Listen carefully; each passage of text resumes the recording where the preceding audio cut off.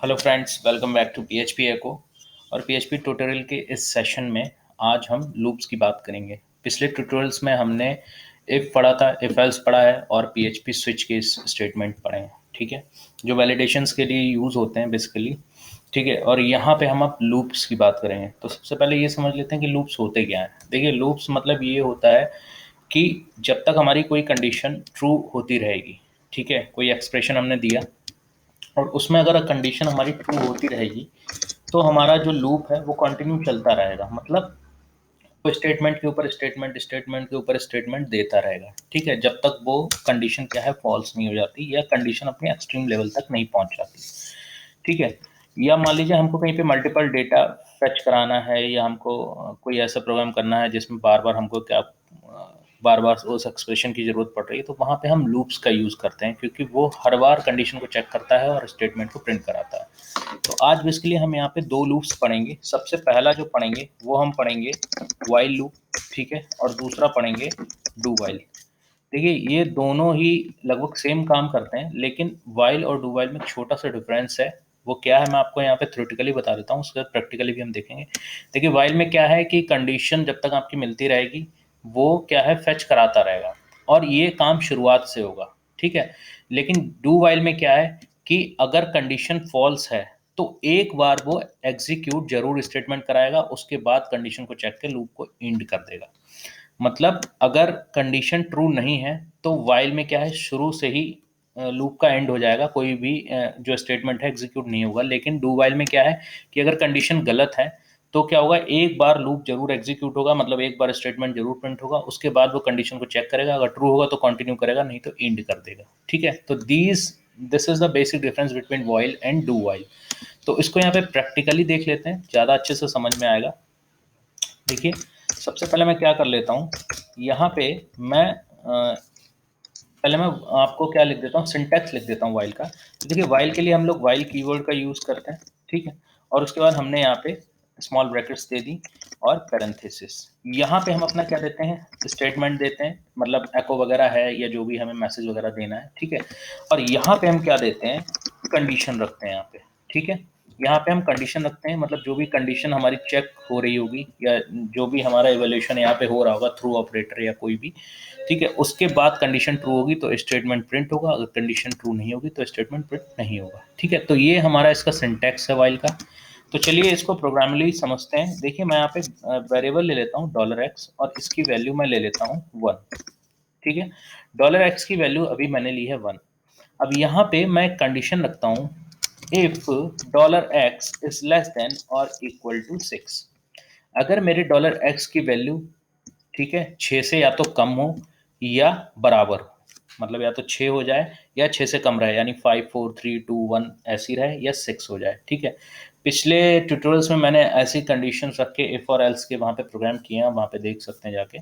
ठीक है, इसकी बेटर अंडरस्टैंडिंग आपको यहाँ पे अच्छे से समझ में आएगी। तो देखिए क्या है कि अगर हमारी जो $x की वैल्यू है वो अगर 6 है या 6 से कम है, ठीक है, तो हमारा क्या हो जाएगा, जो x है वो प्रिंट होता रहेगा। देखिए, यहाँ पे एको करा देता हूँ $x। ठीक है, और यहाँ पे मैं क्या करता हूँ, $x को एक बार इंक्रीमेंट कर देता हूँ एग्जीक्यूट होने के बाद। देखिए, ऐसा मैं क्यों कर रहा हूँ, क्योंकि $x की वैल्यू 1 आएगी तो 1 यहाँ पे कंपेयर होगी। 1 छोटी है 6 से, ठीक है, हमारा लूप आगे बढ़ जाएगा और 1 यहाँ पे प्रिंट हो जाएगी। फिर 1 को क्या होगा, एक इंक्रीमेंट कर देगा यानी 2 कर देगा। अब 2 कहाँ पे जाएगा, 2 वापस इस लूप में जाएगा, क्योंकि एक बार वैल्यू लूप में आ गई तो वो लूप में फंस जाती है। लूप से बाहर तभी निकलती है जब कंडीशन फॉल्स हो जाती है। तो जब यहाँ पे $x की वैल्यू 1 हो गई, 1 के बाद यहाँ पे आया तो उसने $x की वैल्यू को क्या कर दिया, 2 कर दिया, 1 से 2 कर दिया। जैसे ही 2 किया, 2 फिर से इस लूप के पास गई, वाइल के पास, और कंडीशन चेक हुई कि 2 is less than equal to 6, बिल्कुल कंडीशन ट्रू है, तो यहाँ पे 2 प्रिंट हो गया। इस तरीके से 3 4 5 6, ठीक, यहाँ तक हमारा चलेगा। तो इसको हम सेव करा लेते हैं और सेव कराने के बाद इसका हम रिजल्ट देख लेते हैं। तो यहाँ मैं वैम्प में www फोल्डर के अंदर मैं एक लूप का डायरेक्टरी बना लेता हूँ और इसके अंदर मैं सेव कर देता हूँ index.php नेम से। ठीक है, ठीक है, सबसे ऊपर मैं यहाँ H2 में लिख दे रहा हूँ कि ये मेरा कौन सा लूप है। देखिए, यहाँ पे लिख दे रहा हूँ वाइल लूप। ठीक है, इसको हम सेव कराते हैं और सेव कराने के बाद उसका रिजल्ट देखते हैं। देखिए यहाँ पे मैंने लिखा लोकल होस्ट, सर्वर आपका स्टार्ट रहना चाहिए। सर्वर आपका स्टार्ट रहेगा तो आपका जो होगा वेब सर्वर रन हो जाएगा, ठीक है। और उसी पे हम PHP रन कराते हैं। देखिए मैं इसको थोड़ा सा स्क्रीन को जूम कर लेता हूँ। ये रहा हमारा लूप वाला फोल्डर, इसको मैं रन कराता हूँ। देखिए वाइल लूप में हमारी क्या आ रही, 1 2 3 4 5 6, मतलब या तो 6 के बराबर हो या 6 से कम हो। तो 6 के बराबर तक हमने कंडीशन दे रखी थी, तो हमारा वाइल लूप में क्या था, 6 तक नंबर प्रिंट हो रहा था, ठीक है। अब देखिए फ्रेंड्स, यहाँ पे क्या था कि हर बार जब भी x की वैल्यू इंक्रीमेंट हो रही थी, तब वो यहाँ पे कंडीशन क्या हो रही थी, ट्रू हो रही थी, ठीक है। मतलब फॉल्स कब हुई, जब x की वैल्यू क्या हो गई, 7 हो गई। मतलब जब 6 आया तो 6 के बाद जब 7 आई, तो 7 के बाद यहाँ पे जब उसने कंडीशन चेक किया तो 7 जो था वो ग्रेटर निकला 6 से, तो लूप का उसने क्या कर दिया, एंड कर दिया, ठीक है।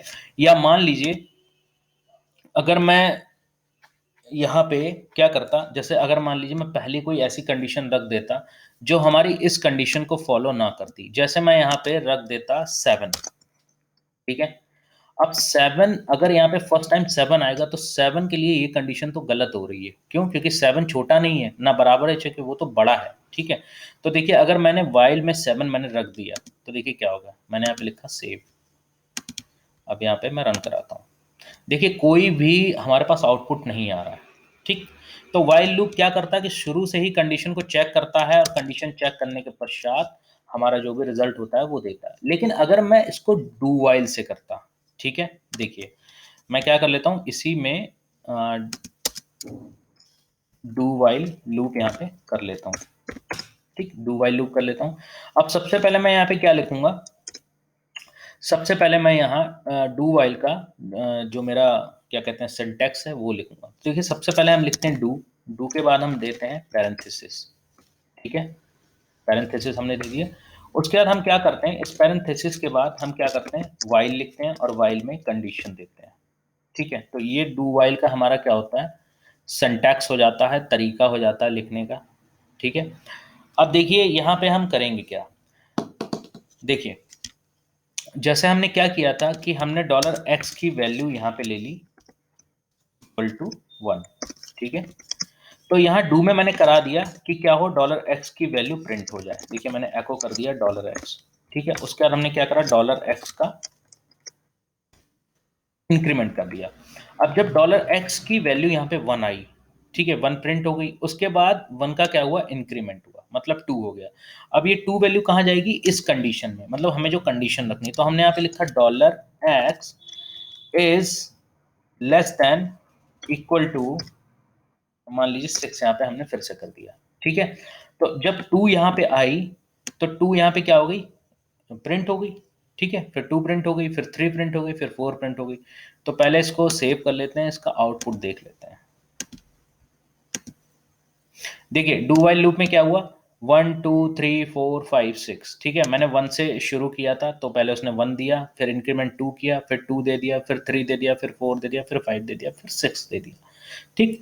लेकिन अब आप कहेंगे इसमें डिफरेंस क्या है, तो देखिए जैसे हमने वाइल लूप में क्या किया था, वाइल लूप में जब हमने कंडीशन से जो कंडीशन हमारी लगी हुई थी उसमें जो वेरिएबल $x था उससे जब बड़ी वैल्यू दे दी थी, तो वाइल लूप ने शुरू में कोई भी स्टेटमेंट एग्जीक्यूट नहीं कराया था, उसने शुरू से ही क्या किया था, एग्जीक्यूट कराना बंद कर दिया था। लेकिन अगर मैं यहाँ पे मान लीजिए यहाँ पे मैं 8 कर देता हूं, अब $x जो है उसकी वैल्यू आ रही है 8, तो 8 यहाँ पे अगर मैं रखूंगा या मैं 7 रखूंगा तो ये कंडीशन इसके लिए गलत हो जाएगी, गलत हो जाएगी। तो दैट मीन्स कि ये नहीं चलना चाहिए। लेकिन डू वाइल का एक अंतर यही रहता है वाइल से कि एक बार ये x की वैल्यू को प्रिंट करेगा, मतलब एक बार 8 ये प्रिंट करेगा और उसके बाद इस लूप से बाहर निकल जाएगा। क्योंकि डू में क्या होता है, पहले एक बार डू का जो होता है स्टेटमेंट वो एग्जीक्यूट होता है, और डू में हमने दे रखा है $x की वैल्यू, तो $x की वैल्यू एक बार एग्जीक्यूट होगी, मतलब 8 आएगा वहां पे। लेकिन उसके बाद कंटिन्यू अगर हम चलाना चाहें तो नहीं चलेगा। क्यों? क्योंकि वाइल वाली कंडीशन जो है वो गलत हो रही है। तो देखिए यहाँ पे सेव करते हैं, सेव करने और रन कराते हैं। ये देखिए 8 आया, लेकिन 8 के बाद 9 10 11 12 नहीं आया। क्यों नहीं आया? क्योंकि 8 जब यहाँ पे पास हुआ तब उसने देखा कि कंडीशन गलत है, और जब कंडीशन गलत मिली तो उसने क्या करा, लूप को ब्रेक कर दिया, ठीक है फ्रेंड्स। तो वाइल और डू वाइल में इतना ही अंतर होता है कि वाइल जो होता है, जो वाइल लूप होता है, वो शुरू से ही कंडीशन को चेक करके चलता है और रिजल्ट देता है। लेकिन डू वाइल क्या करता है, अगर कोई कंडीशन फॉल्स है तो एक बार उसको रन कराएगा और उसके बाद फिर लूप को एंड करेगा। ठीक है फ्रेंड्स। तो वीडियो आपको अच्छी लगी हो तो वीडियो को लाइक करें, चैनल को सब्सक्राइब करें और हमारे साथ जुड़े रहें। इसी तरीके से पीएचपी ट्यूटोरियल्स में आपको अच्छी अच्छी वीडियोस मिलती रहेंगी। जो भी कन्फ्यूज़न है वो दूर होता रहेगा। अगर आपका कोई क्वेश्चन है तो आप उसको कमेंट कर सकते हैं, उसको जरूर कंसिडर किया जाएगा और उसमें आपको रिप्लाई भी दिया जाएगा। तो फ्रेंड्स, मिलते हैं इसके नेक्स्ट वीडियो में। So thank you so much for watching.